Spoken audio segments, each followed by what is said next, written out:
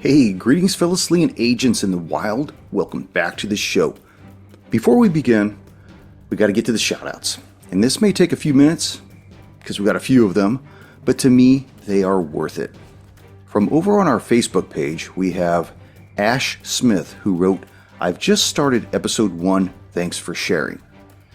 We here in the Digital Rage Room thank you, and hope you enjoy the show. Next, we have from our YouTube channel, no doubt this is where we get the most interaction. We have good friend of the show, Henry Anderson, saying, "Thank you, one and all." As always, Henry, thank you. You are a pillar of the show, brother. Next, we have good friend of the show, Plays with Soldiers, saying, "I spent a few years working as a paramedic. That nurse is just like every superior, bad-tempered, admitting nurse in every ED I ever had to deliver a patient to. Keep up the good work, guys." Aye, Nurse Raider is definitely a real hard case. So glad to know there are truly others like her in the wild, and yes, we shall keep it up. Finally, from good friend of the show, Balint Babos. "Man, I thought we might have lost you. Turns out we're just not getting your comments over on YouTube for some reason." So he reached out via Facebook and said a few things, so strap yourself in. "Love the new season.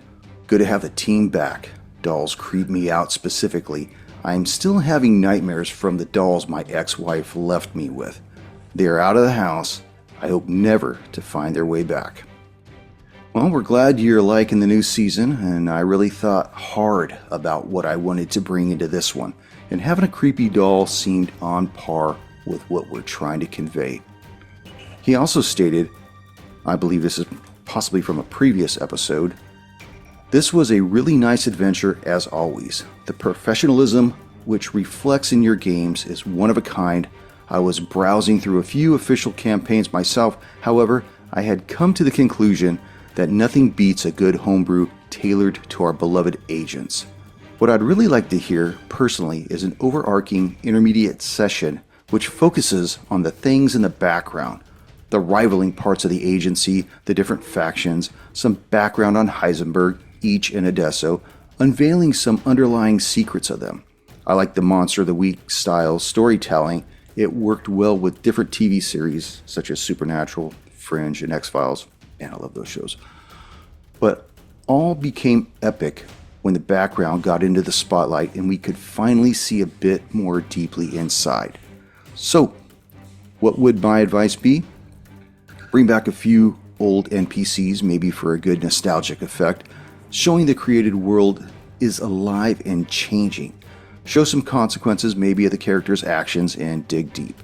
All the best, guys. I can't emphasize how much I love your work. Keep it up." Hi, as always. Looking back through this note right here, that's what we really try to hammer home with our interludes and our epilogues and our prologues. That's where we start getting more of the fleshed out versions of their home life. And yeah, I do like that. We are starting to bring back some more NPCs. And as always, I take everything that you guys say to heart.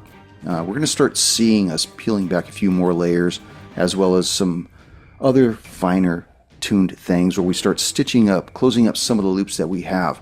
But like I mentioned in the past, if I give it away too soon, then I believe that the payoff will probably flare out. This way, I'm not planning on stringing people along. Believe me, I got this whole thing pretty much in my mind of the direction we want to go, and I really can't wait until it hits home. His final comment asked this, and last but not least, a technical question. Are you letting the characters level up their skills? They're supposed to be earning D4s after every season for every failed skill roll, and there are a lot of seasons with lots of failed rolls. Throw your agents a bone every once in a while. What they face is way too dangerous regardless of their skills.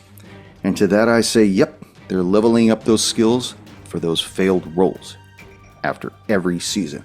But Tone has such bad luck, he'd still roll 100 if his skill was 99. Anyways, as always, I want to thank each and every one of you agents in the wild for writing in. We here in the Digital Rage Room applaud all of you for being with us through every one of our seasons. Alright, Let's warm up our dice and top off our glass as Roll the Hard 20 presents episode 6 of our homebrewed scenario, Playthings. Enjoy.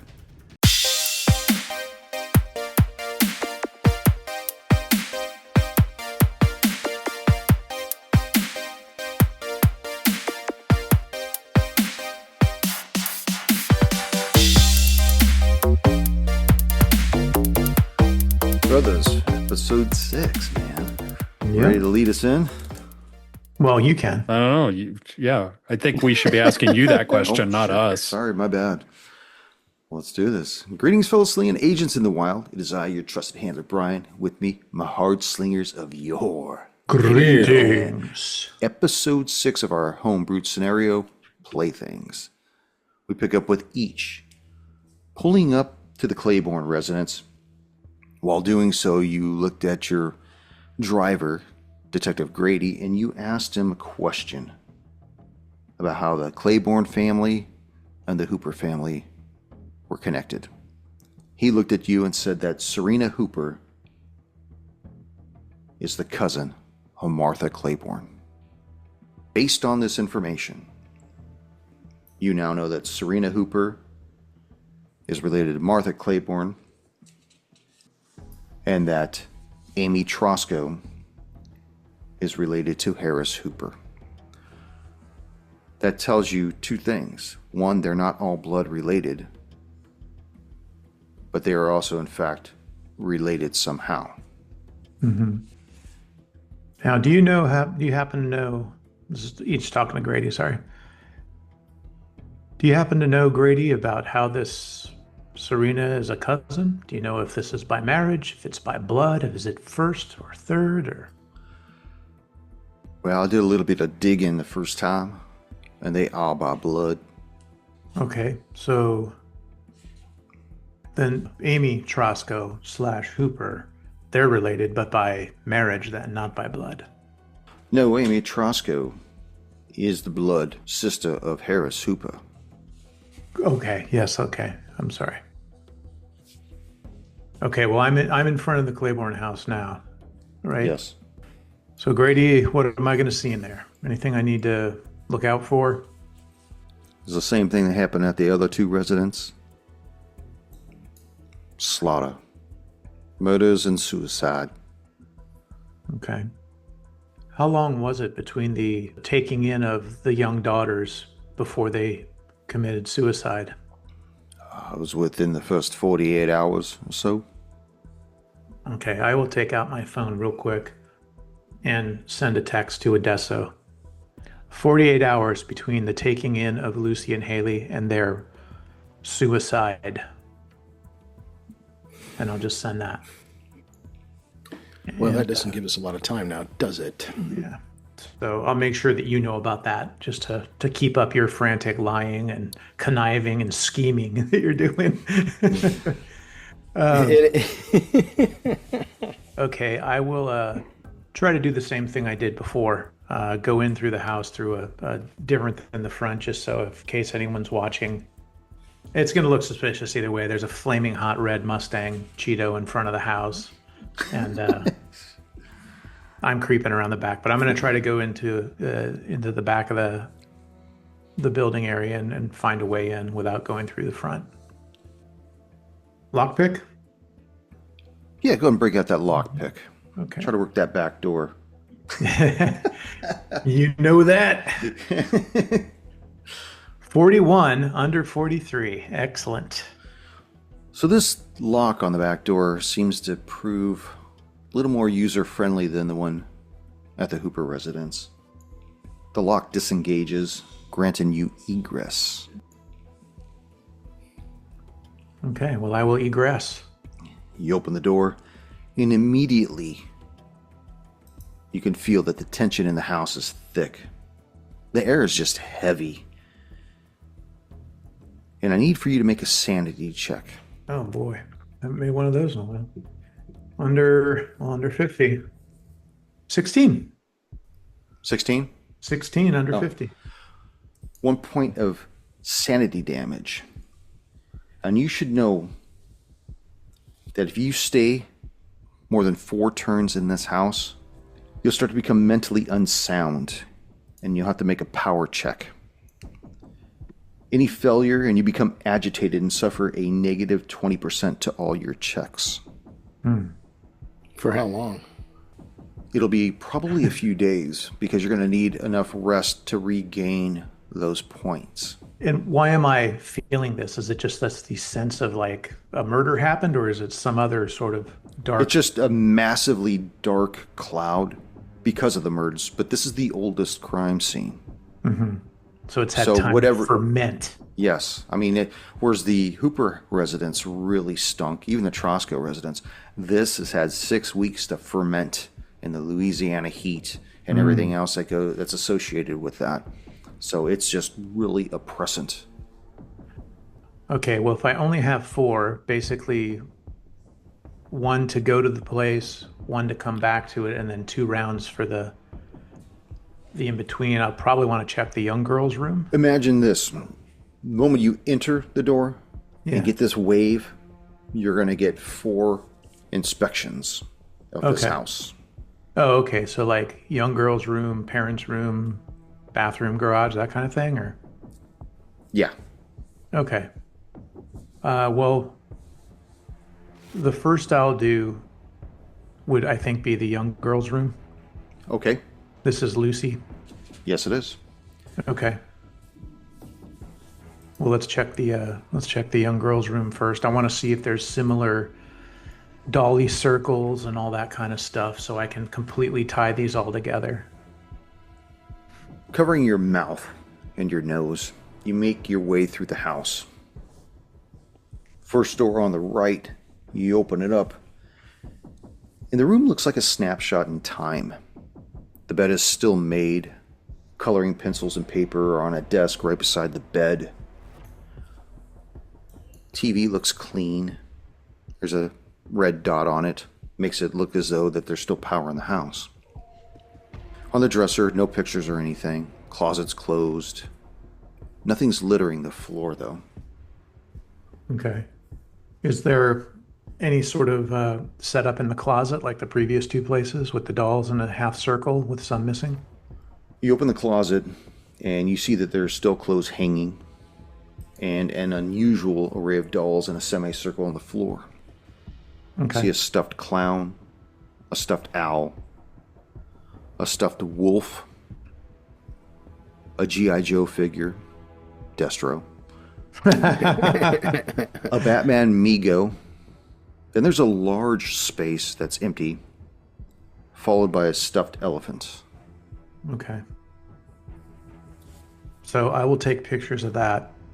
And because I am feeling this tension to get out of here, I'm going to have my camera or my video just running, looking at everything I look at. So, and then anything that I need pictures of, I'm just going to take pictures of as well. But I want to have that because I can feel this sense of urgency to vacate this place. There's Okay. something going on. Especially me at the recently getting rid of the lycanthropic curse. I want to make sure I'm not fragilely, or breaking my sanity.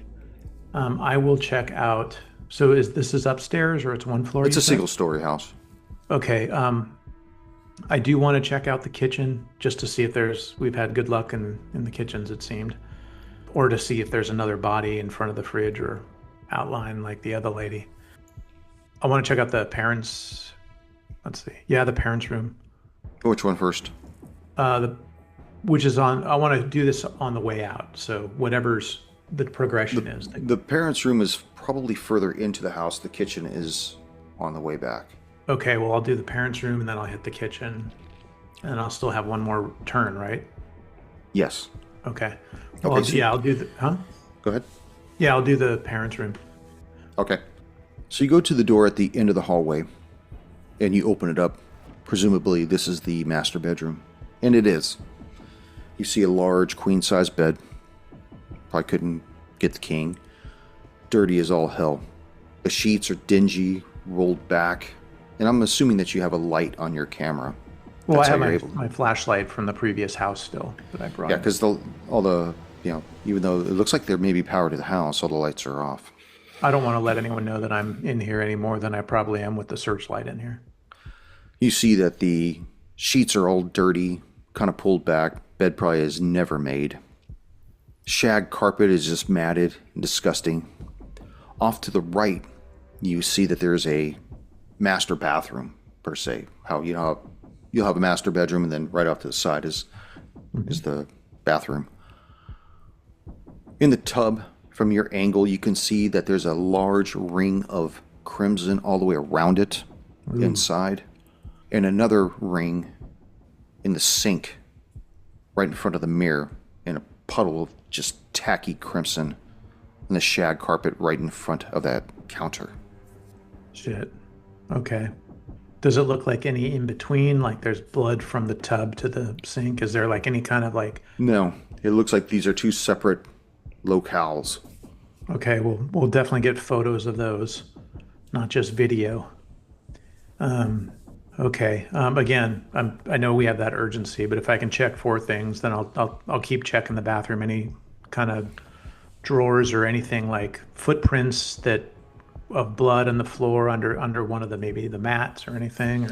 No, it looks like whoever expired in the bathtub, that's where they did. And whoever expired in front of the vanity mirror, that's where they went down right there as well.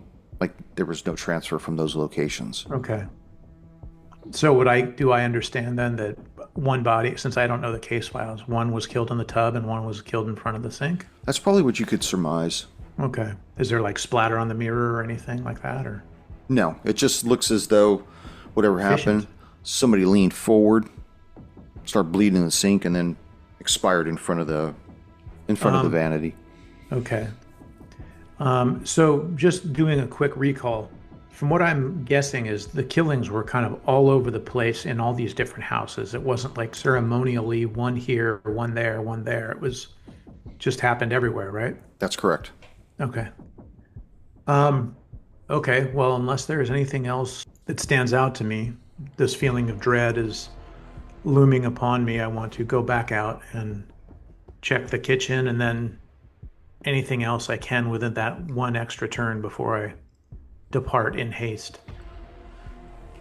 As you make your way into the kitchen, you see that dirty dishes are piled on the counter, not just from one day, but it appears to be over several days. Dirty rags all over the place. Old fruit. Flies buzzing around. And you see something catch your eye in the corner on the countertop. In the dark, you just see like a blink of a light.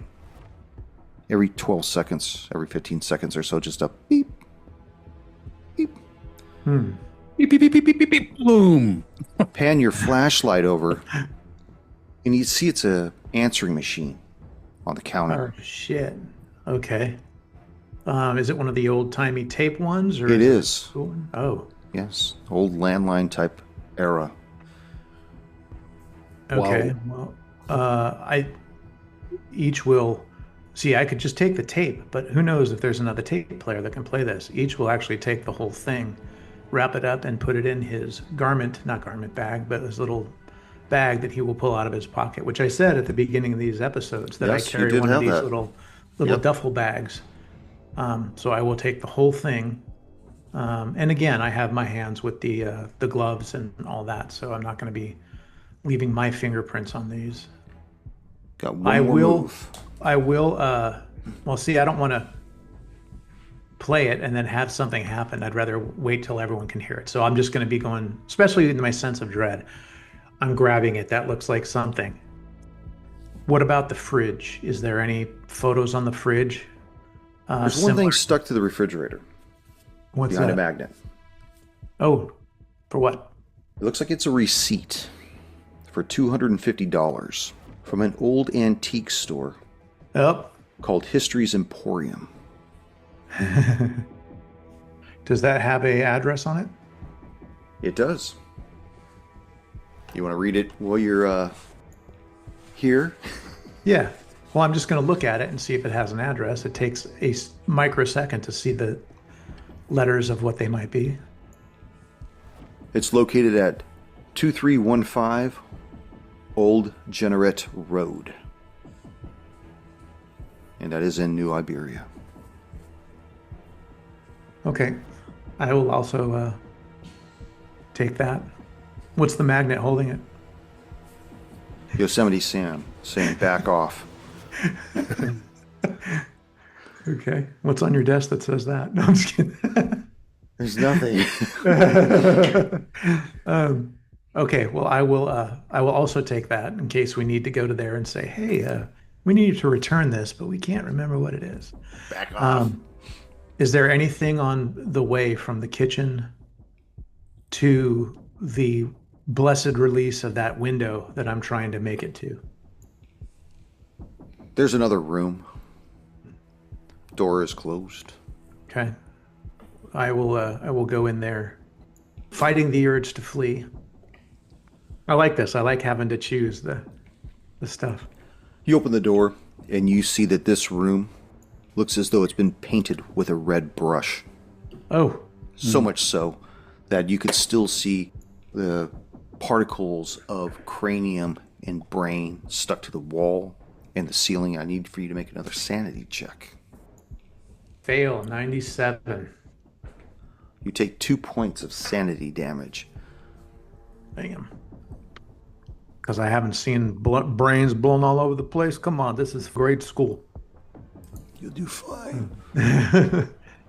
Okay, so was this, in my opinion, done with a shotgun, a small grenade? Probably a shotgun. Okay. And what was the room? One of the other children's rooms. Ah. Oh, it is. Well. Okay, well, I'll take pictures if I need to and have the video, and then anything else, boys, out of game? I got, basically, I'm in the kitchen or this room. We found clues in the last kitchen we looked at in the form of the refrigerator, but you've already taken care of that, so... Yeah. And no about one the was killed in garage? front of it, so it's not like a series of ritualistic things. Okay.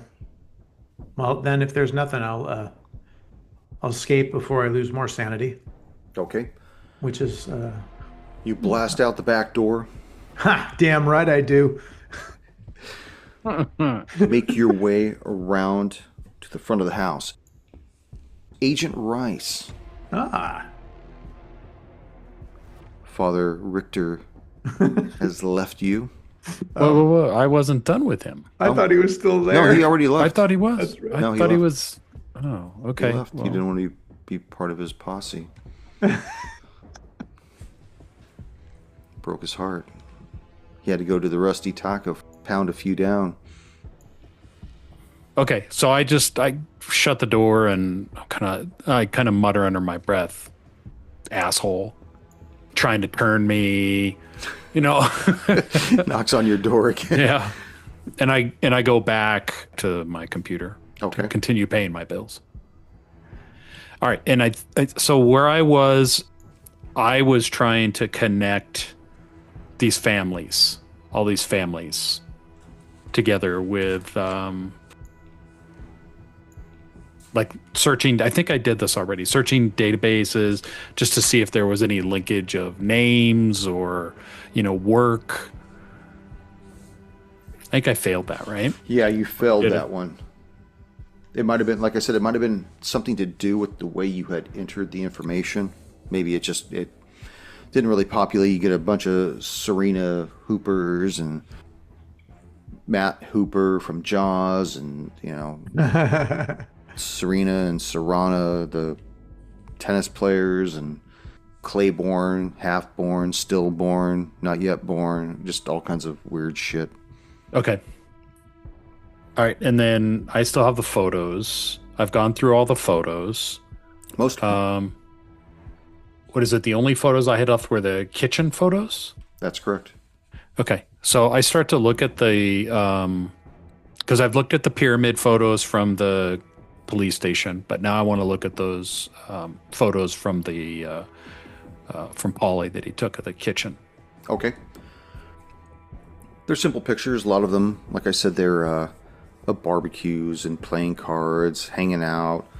You saw one with Amy Trosco having a drink with the father of the Hooper family, Harris Hooper. And then you saw that one picture that looked as though it was of a Polaroid, and that had Maxine holding a doll in her hands. But it was so pixelated that to the naked eye, you can't really see what's going on. Okay, that's right. Because this is where I was going to run it through some AI just to see if it could expose anything more for me that my human eye couldn't observe. Okay. So, I mean, I'm joking. It's like I want to execute an enhance on it just to see the eye color. I'm trying to figure out if the eye color is the same Maxine? colored eyes of Maxine, of that blurred photo. Okay. So I'm just gonna, I'm taking that picture, running it in a, AI to see if I can determine what the eye color is. Give me a technology roll. Okay, going under 60. Failed, 76 over. Okay, so with the fail, because obviously you're looking at a picture of a picture, you just lack the ability with your technology that you currently have to extract what you're looking for. What's your next move, Rice? All right, so I'm gonna text Ichi and try to get my hands on the original photograph. Ooh, good call.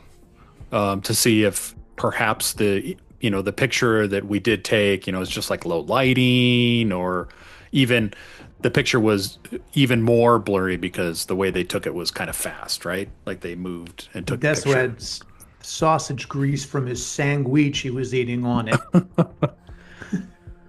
So each, as you're making your way to the Mustang and Grady, you feel your phone vibrate. Okay. I'll pick it up and keep going towards the car but look at it. So I'm not hanging out in front of the house. What does it say, Rice? It's just simple. Acquire original photo of Maxine with the doll on Trosco kitchen fridge. Okay, I'll reply back. 10-4. I'll get into the car and look at Grady and go, I don't blame you for not wanting to go back in there. Did you find anything different in there, Agent? Well, I'll tell you next episode. No, I said, I'll tell you while we're on the way. It appears we have one more place to go to. I need to go back to the Trosco residence and see that picture on the fridge. For fuck's sake, Agent. Well, if you need to go, you can. It's not about going there. I mean, there's probably going to still be officers there. Well, you can pull into the street behind it, and I'll find my way in just like I did here. He fires up the Mustang, doesn't say a word, and just starts heading out, muscling down. Agent Adesso. Okay. You're on the elevator heading down. Good luck. With this big, burly nurse. Doesn't take you more than maybe 8 seconds to drop a floor. It stops. The elevator opens. And you see almost a kind of a mirror of the room above, except for where there were curtains for beds. There's rooms. Mm-hmm. And you see off to the forward and off to the right, there's a nurse station. You see at the far end, and kind of down to the right, there's an officer. Got it. The nurse sees you get off the elevator, and she comes around the station. And as she's coming around, you see Nurse Raider come out of a room right off to the left. Mm-hmm. All right. I try to avoid Nurse Raider by turning to the guy who brought me down saying, hey, thanks a bunch. Appreciate that. No problem. Remember, keep your nose clean. Gets back in the elevator. Mm-hmm. Ought to. Nurse Raider turns and sees you. Jeez. She doesn't say anything, Instead, she turns and goes the opposite direction from you, towards where the officer is standing. Mm-hmm. She looks over, talks to him. You see him kind of...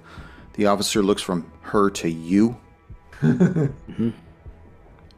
And doesn't leave his post, though, but is watching you. Great. I'm going to approach him like I Okay. own the place. Nurse Walk right Raider up to him. standing there with her hands on her hips. 6'4", ton of bricks. Oh. All right. I talked to the police officer. I'm Agent Adesso. Officer Lopez. Officer Lopez, nice to meet you. Just wanted to let you know a couple things. First and foremost, while we're waiting for permission from Dr. Windhelm to interview Maxine, there's a couple things you should be aware of. There were 2 other survivors in the same situation on previous attacks. Both killed themselves within 48 hours of the trauma. By my reckoning, how long has it been since the incident? In the game? Maybe 27 hours. Okay. She's now at that when it's been a day. So she may attempt to kill herself within the next 24 hours. Since no one wants to listen to what I have to say, I'm making it your responsibility. That's you, officer, and you, Nurse Raider. If anything happens to this lady, because you refuse to participate and help me with my investigation, I'm going to prosecute you both for obstruction of justice, and I'll have your badge, and I'll have your medical license. Now, there's this rare window of opportunity where I can help my investigation by talking to this girl before everybody else gets involved, or you all can roll the dice with your future. I could probably save this girl's life and help your careers, or you can continue to ignore me, blindly follow orders, and we'll see where that gets you. Well done. You hear from behind you a man clear his throat and says, "What is going on here?" Unless you're Dr. Wilhelm, I don't have anything to say to you. Actually, I am Dr. Windhelm.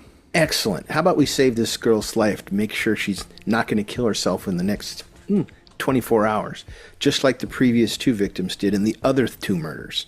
You turn and you see this short man.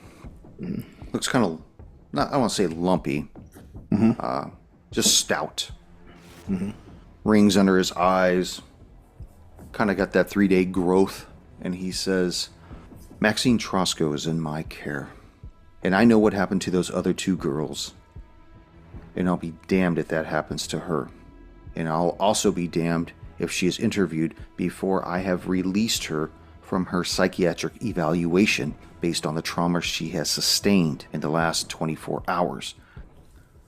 There will be nobody seeing her until I give her the green light. Now, if I have to go above your head and Inspector Long, whatever the fuck his name is, I will do that. But until then, she stays under lock and key behind that door, under guard by Officer Lopez. There's nothing in that room that she can harm herself with." Yeah, I've heard that before. Just so you know, you're on notice. If anything happens to her, and the very second that she's available for interview, you call me, and I hand him my card. Or I don't have a card. I'll write it down on a piece of paper. Oh, that's real official. Budget cuts, man. What do you want me to tell you? Thank you, Deputy. That's agent, special agent to you. And then I'll leave. I got nothing else to do other than that. He looks at it and he's like, "Make an observation check." Got it. I like how you threatened his thing, too. I got nothing else to do. Like, fine. Y'all want to stick with your protocol? This is all on you. An 11. 11 under 40. 11's a crit success. A critical success. Finally. You hear him exhale, and he rubs his head. And with that critical success, you actually see a suntan line where a wedding band had once been. The officer looks at you and just points towards the elevator to get back on it. Dr. Windhelm, perhaps you and I could have a word as I'm walking towards the elevator. Away from Nurse Raider and the Deputy Lopez. You've got 30 feet to tell me what you need to tell me, Agent. And that means you'll get to say two things. First thing, Did you investigate? Were you the doctor who was observing the other two girls that killed themselves?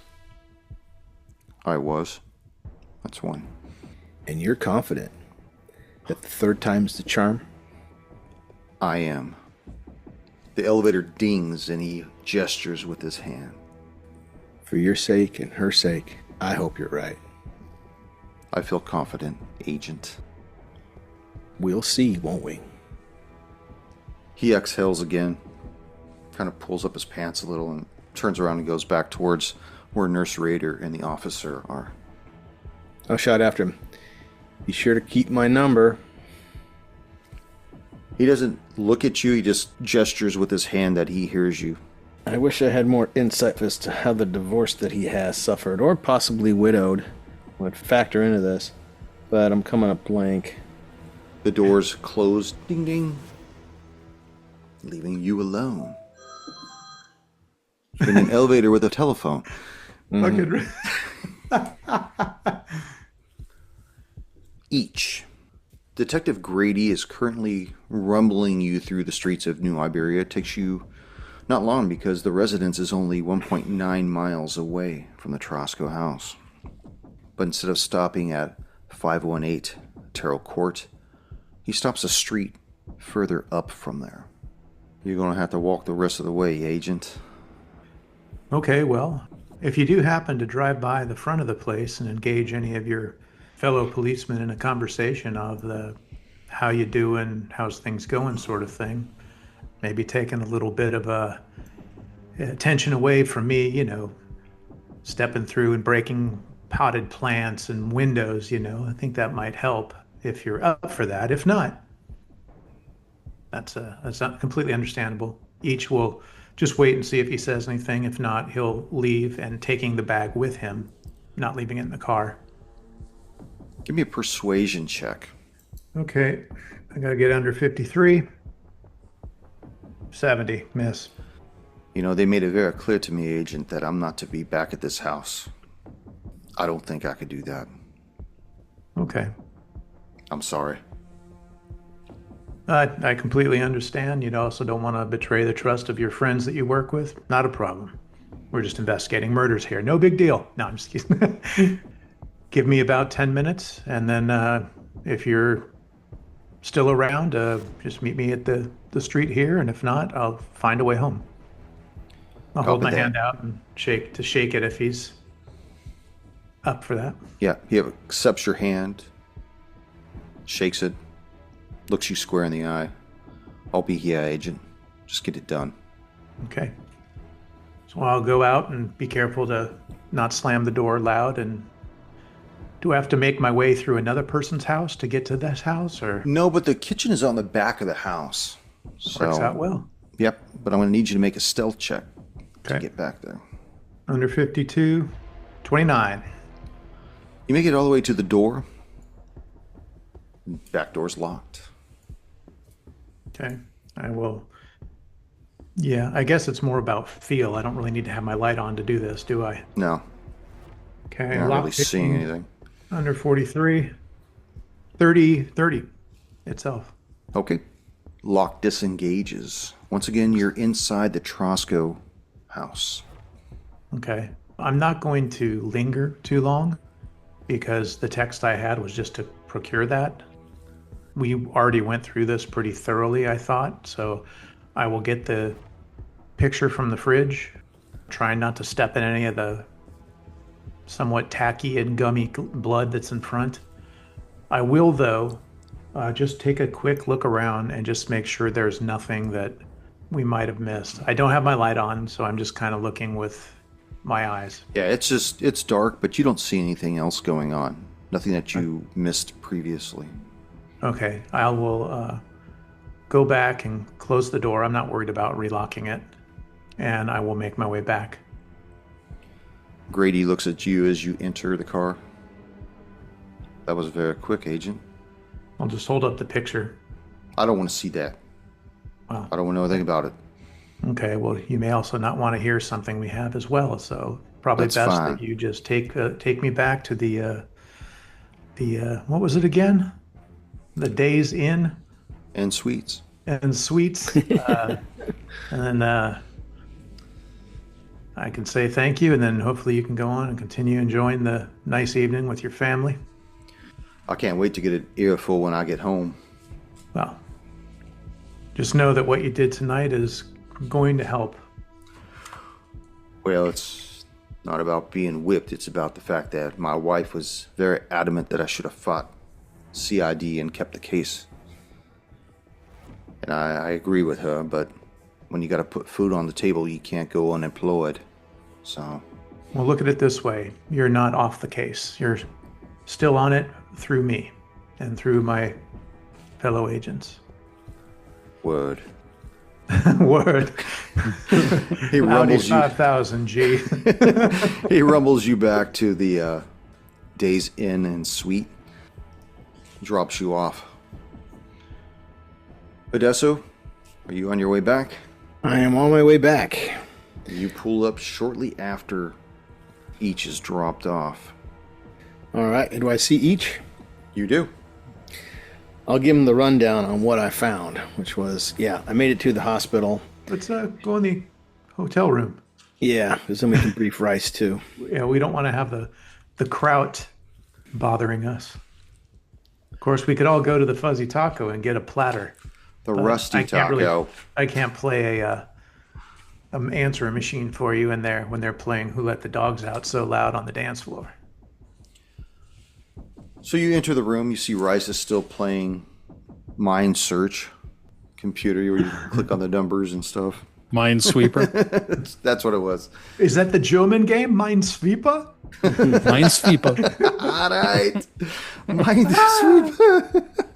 Sweep. Love it. All right. Tell me what you do. Well, we'll get all the gang together, and I'll give them the rundown of what happened at the hospital, and then mention the fact that I saw on Dr. Windhelm's hand a missing wedding ring, which suggests to me a divorce rather than a widow, because most widowers would keep the ring on out of sentimental reasons.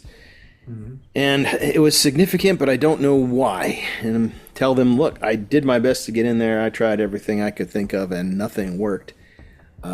Bottom line is we are likely to lose this witness before we're able to interview her. Okay. Well, I will brief everybody as to what I saw. I will hand Bryce the picture. I will also pull out an answering machine and not yet plug it in, but I will have it. And I will let them know that through Grady, I've found out that all the families are related by blood and by marriage, that Amy Trosco was a Hooper, and Serena Hooper is cousin to the Claibornes. And that's the info that I have. I think we'll wait to do the message machine after we hear from Rice what he's found. Yeah, so I've come to kind of the same conclusions you have, Ichi. However, the reason I asked you to get that photograph is I'm trying to determine if Maxine's doll or Maxine perhaps has two different eye colors or not, to further link this all together. It's pretty clear that we've identified that all three of the families are linked, but I need a moment to kind of review this photograph through my tools here to see if we can. I think the doll is the missing piece here. Okay. I'll also hand over my phone and say there's pictures and there's video of the places I went to tonight. The video might be grainy, but the Claiborne place had some sort of spirit about it that had I stayed longer, I would have lost my mind. Something really bad we know happened there, but there's something even darker. At the Claiborne home. What do we know for certain? Let's do a brainstorm together as to what we can say. We have three separate families who are all related, that live relatively close to each other, that were all murdered by a All member of related. the family, Yeah. except for one, the youngest girl who managed to survive and then later killed themselves afterwards. We've got one surviving witness right now who may or may not have any witness. And the None youngest of us ones are put the in- ones that had the dolls too. The dolls Yeah. are a factor in this. And I'm Right. worried that you didn't see that Maxine had her doll with her, did you? No, I never got in to see her at all. And I didn't think to ask that question, which is probably what I should have. At any rate, let's say she did have the doll. Well, let's move on from the dolls. Let's say she does have the doll. And the Okay, doll let's is say she involved. does have the doll. And moving on from that, since they all have weird dolls, if we chase down their origin, maybe they're handmade by some member of the family that we haven't met yet or haven't seen, or a neighbor, or somebody who's gifted them these dolls, all these girls, these dolls, and they're the only ones that survive. It's also fair to say that none of us give any credence to the state CID's investigation theory that the two brothers are in any way responsible for this.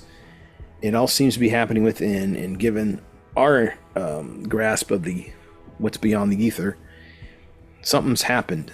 Somebody was using the moms as the instruments to do the killing. Perhaps the dolls were the focal point, and which is why the girl children, the youngest girl children, were spared, because perhaps it was working through them. Whatever power it was works through the dolls that work through the girl, or the other way around. I'm not sure. We have heard it to where, in a previous case, the one with the folded bills, they got a phone call. And Yeah, the that phone was the call is triggering what- event. And so I will now take up that answering machine and hold it.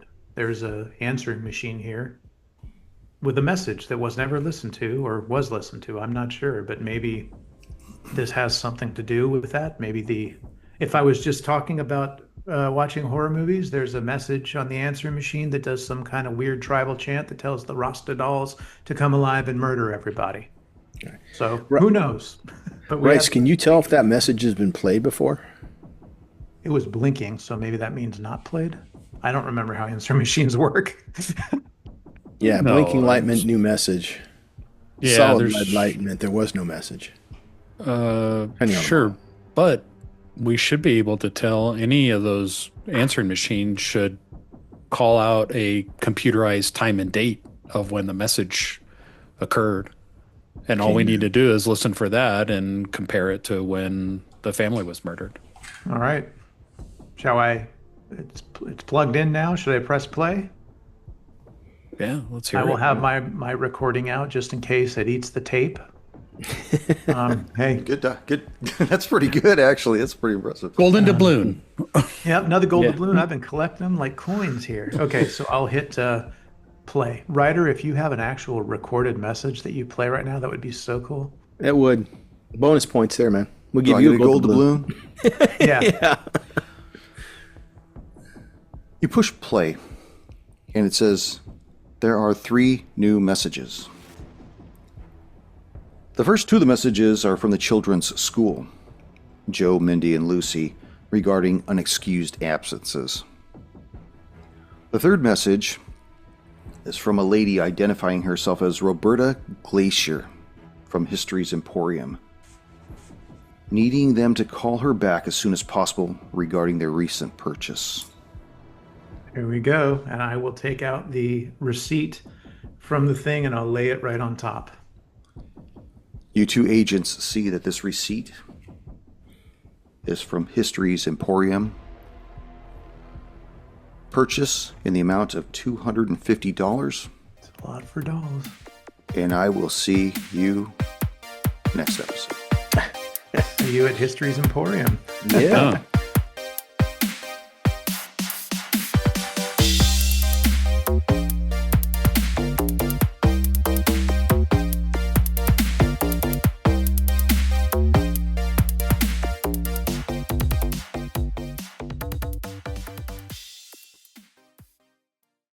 So then, okay, this is out of game. Are they all related then by blood? Or marriage. That's the thing. Which is the one by marriage? The marriage is, okay, Serena Hooper is the cousin of Mary Claiborne. Actually, let's put it this way. Sorry, I'm just getting Mary confused. Claiborne is, Yeah, the so am I. Claibornes are the first family, Yeah. okay? The Claibornes, Martha Claiborne, is the cousin of Serena Hooper. Okay? Harris Hooper, who's Serena's husband, is the brother of Amy Trosco. So any type of blood connection would have been split at the Hoopers. Okay. Because the husband and wife, although it's Louisiana, these two are not related. But the Hooper is the center family with the offshoot on either side, right? Right. And so okay. So and you so have then the dolls though. There's one with. This is still out of game. I'm not trying to. I'm just trying to coordinate with the boys here. There's one with one brown and one blue eye, and then one with two blue eyes, right? Or No. hazel. No. One brown. Two. Are you talking about the daughters or the dolls? The dolls. Who has the dolls? Okay, there's one doll with two brown eyes, and then one picture of one doll with a brown eye and a blue eye. And which one has that one? The one brown, one Hooper. blue is with Maxine, right? No? The Hooper, Haley Hooper has the one with a brown eye and blue eye. Okay. Lucy, who's the first one, the doll had two brown eyes. And Rice hasn't been able to see the third one. Maxine. Huh? Maxine's doll. Correct. Because I got Correct me with interrupted the word by scene. I'm like, no, because I got interrupted by King Kong Schlong and his towel while I was trying to use some technology to Father Bratwurst. Father brought the best. Father Bratwurst. That was good. Oh man, there are just so many jokes here. Okay. Well, I just wanted to clear that real quick. We can coordinate all this once Adesso and Ichi and Rice are able to put all the info together. Okay. Thank you for joining us once again on Roll the Hard 20 podcast. Remember, you can find us and subscribe to the show on Apple Podcasts, Google Podcasts, Spotify, Pandora Radio, iHeart Radio, Amazon Podcasts, and Audible. And if you like what you're listening to, be sure to leave us that 5-star rating and review. Don't forget about our YouTube channel at Roll the Hard 20. So if you're into watching and you want to help support the show, then head on over and hit that subscribe button. It really does help the show out. We can also be found in the wild on Facebook, Instagram, and Twitter, so don't forget to look for us there and check us out. You can also contact the show directly at rollthehard20podcast@gmail.com or head on over to the website at rollthehard20podcast.com, where you can download the current show directly, pick and choose past shows from our archives, or view our galleries. We've got a lot of stuff posted over there, so check us out. And finally, join us on our Patreon at patreon.com/rollthehard20podcast, where you can become a hard slinger and pick up swag. So until next time, keep your dice warm and your glass topped off as you roll those hard 20s.